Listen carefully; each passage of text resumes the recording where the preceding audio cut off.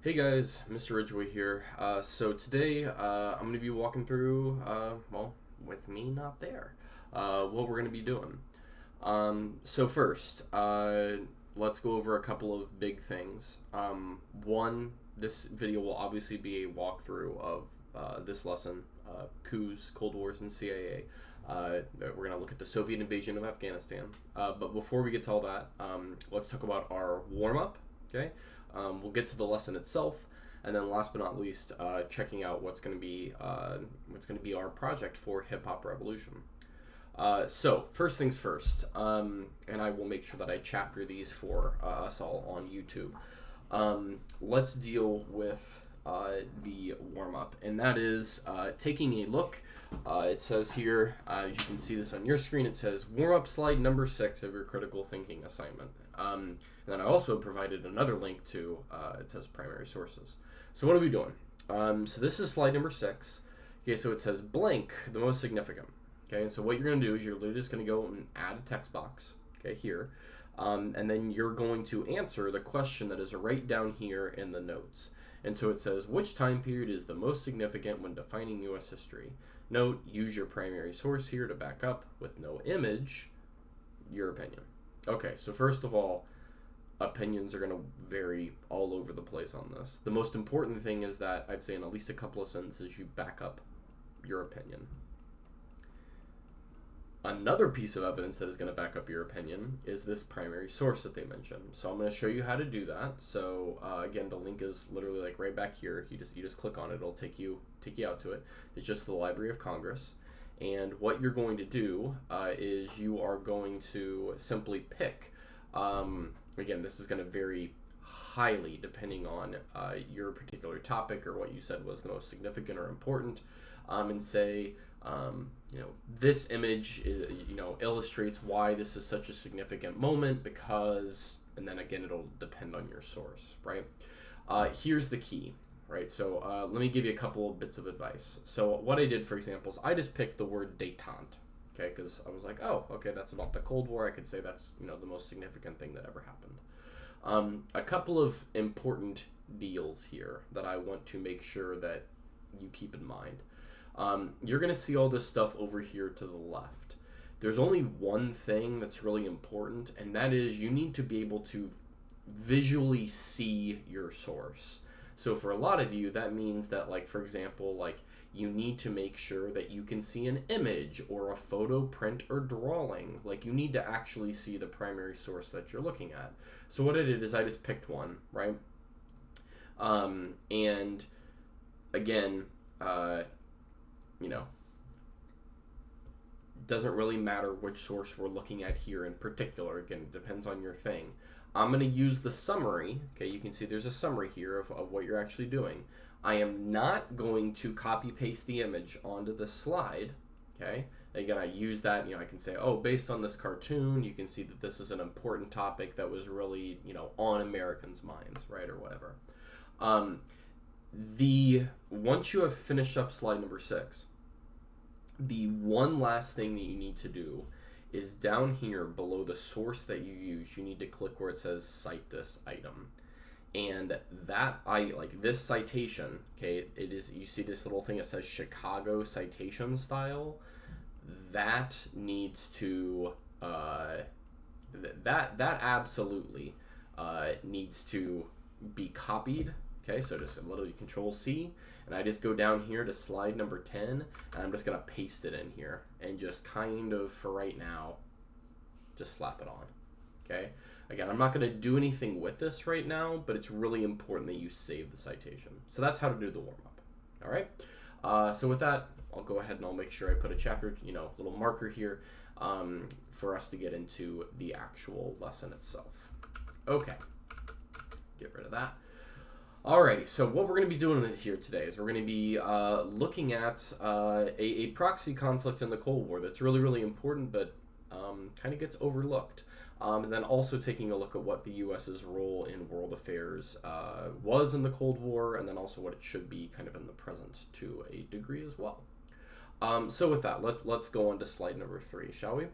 So what I'm going to have you do here on Pear Deck is we're first going to have, even though I'm not going to be there, just a moment to discuss with other people around you about what the United States role should be, because as the Soviet Union is going to eventually decline and fall apart, and the U.S. will be the only superpower kind of left standing for a good while, there's kind of all these questions that are going to come about like what its role should be in the world.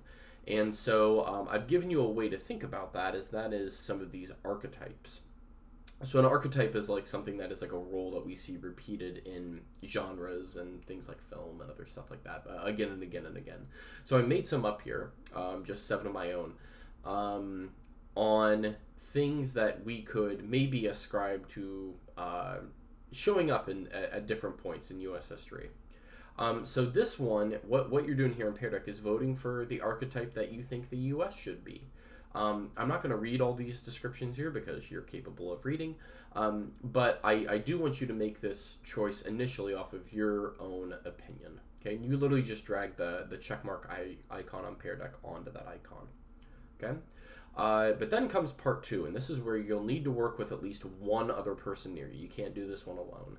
I want you to talk to somebody else about, and again, it could be, depending on how many you're seated with, more than one person, about what your choice was and why you made it, and have everybody else do that. Okay, so that'll take about 3 minutes for everybody to go around and kind of explain their opinion. And once everybody has had the chance to speak and be listened to, then I would like you to take a few minutes and challenge, confirm, or question some of the ideas that are shared. So I've given you some ideas here below about how you could do that. Don't take more than about 5 minutes. And what I want you to type out on Pear Deck is one of the, with another person that you talked to, even if you agreed with them, were you swayed by any of their ideas? Why or why not? Okay. So we mention that here because you're going to see that in a lot of ways, that's going to connect to what we're going to talk about here with what is going on in the Cold War, or towards the end of the Cold War, with the United States being involved in not just places like Vietnam and Korea, but and also things like the space race, but also in places that are much more relevant for things that have happened very recently, like places like Vietnam, like Afghanistan, excuse me. First thing, yes, make sure you grab the digital notes. I won't be able to be there to give you physical note copies, okay? But let's talk a little bit about Afghanistan. Afghanistan is nicknamed the graveyard of empires, and the reason is because nobody has ever been able to hold on to it permanently forever. There's a lot of different reasons for this. Alexander the Great tried, couldn't do it. The Soviets tried, couldn't do it. The British tried, couldn't do it. The Americans also tried, couldn't do it. And a lot of this goes to a lot about how Afghanistan is culturally, linguistically, ethnically structured in terms of its tribal kind of setup. But also it has to do with a lot of the geography, because Afghanistan in some parts, even though it's quite urban, like places like Kabul, which you can kind of see pictured here, there's other parts of Afghanistan that are very, very rural and very hard to control in terms of like one power being able to kind of keep their fingers on the pulse of of everything that's going on. So let's get into how the United States gets involved in Afghanistan and talk about how this has to do with the Cold War.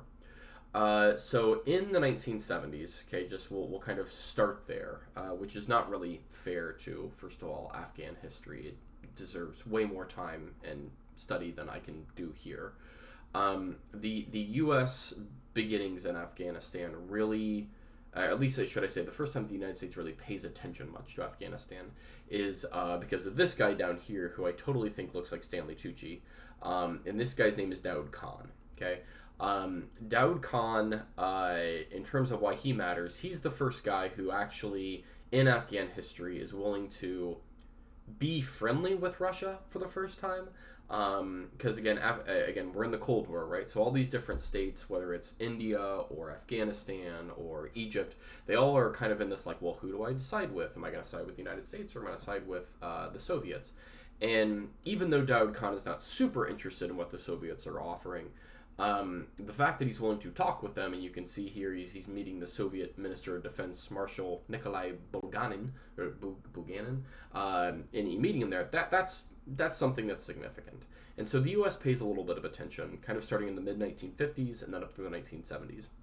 What really gets the United States' attention is in 1978, and that is when Daoud Khan gets overthrown by a communist repressive government, which we will talk about here in a second, called the Democratic Republic of Afghanistan, or we're just going to call it the DRA.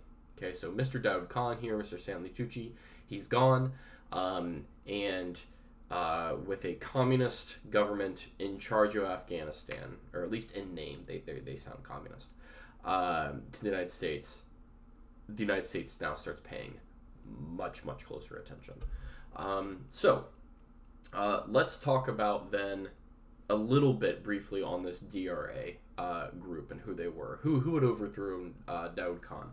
So the DRA is a really interesting combination. Number one, first of all, they are extremely repressive, like the kind of people who kidnap folks in the night, and you never hear from them again. But then on the other hand, they're like, oh, we're going to expand literacy and healthcare and ensure that women have rights. But if you don't like that, you can die. And that's a really interesting combination. So again, this DRA is extremely repressive, but it's also extremely progressive, on the other hand, in terms of things that, values that you would associate to be considered more Western, if that makes sense. With that in mind, okay, this repression by the DRA causes various factions of resistance to rise up in Afghanistan, and collectively they get referred to as the Mujahideen. Okay, so the Mujahideen, why did they matter? You can see them here in a picture down to the bottom left. There they are. The U.S. is going to, in a very complicated, just follow me, step-by-step process here, we're going to use the Pakistan Intelligence Service. Okay, so we were kind of friends with Pakistan, kind of complicated.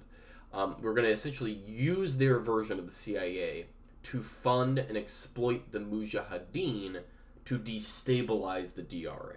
And mostly this is through things like money, ammo. You can also see in some cases it's like food, like this. You can see the Mujahideen fighter here holding that's American peanut butter in the background. Okay. So yeah, that is where the U.S. starts, but it's going to get much more intense. So what I want you to do before we go on is create a new archetype that describes the role and actions of the U.S. in Afghanistan so far. There should be an icon and a description. So you can draw this on Pear Deck and then give me a description. So here's my example from earlier of a police officer, and I'd like you to give us an archetype for what you think the United States is doing in Afghanistan. So the new DRA, let's talk about what this has to do with Russia. Okay, because the DRA is communist, it heavily allies itself with the Soviet Union. And with the DRA under increasing pressure from the Mujahideen in all over Afghanistan, Russia invades Afghanistan in order to support the DRA and also crush the Mujahideen and anybody who was resisting their rule. And this is where the United States really ramps up support of what we are doing in Afghanistan. So again, the U.S. through the CIA, we start giving more and more support to some of the more organized elements of the Mujahideen against Russia, but coincidentally, some of these more organized factions of the Mujahideen, because they're not necessarily a unified group, some of them are also, they tended to be the more religiously extreme.